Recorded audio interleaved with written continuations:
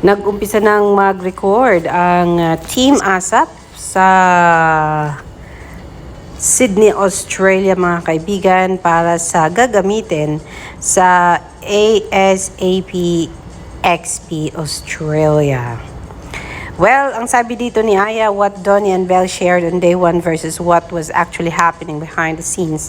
Are we even surprised? Enjoy your day 2 in Sydney, DB. DB na ngayon, hindi na Don Bell. Sharing food daw, sabi dito. Donnie in Sydney, Australia is sharing kung anong pagkain nila on day 1.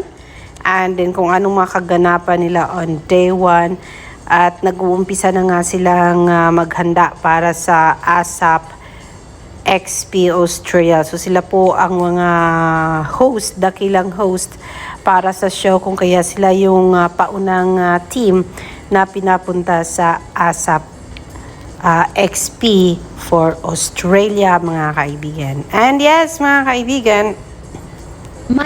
maraming masaya at magkasamang muli si Donnie and Belle. And then yes, may tumataas ang kilay, pero ang importante, may trabaho ang dalawa at magkasama sa ngayon sa Sydney, Australia. Could you properly address them right now?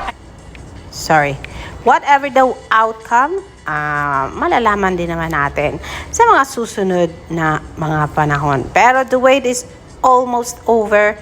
Kasi nga po, 4 days to go na lang at Sabado na at mapapanood nyo na ang world-class performances ng ASAP XP mga kaibigan. But more than that, meron pang maraming mga pasabog ang ating aabangan. Aba, narinig natin.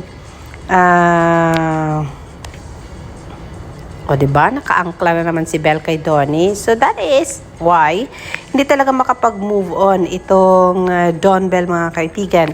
Kasi kahit anong angulo tingnan ay meron talaga yung connection si Donnie at Belle sa isa't isa after how many TV series working together at how many movies na magkasama silang nagtrabaho mga kaibigan. So hindi na talaga maikalayan at hindi mo na talaga maiaalis sa kanila yung pagkakaroon ng simpleng koneksyon na talagang magbibigay sa inyo mga kaibigan ng kilig to the bone. So yes, I know excited ang marami dito.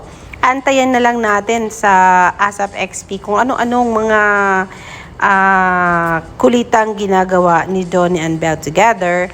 Dito sa mga spells na ginagawa nila, may nakita pa tayong rumampa.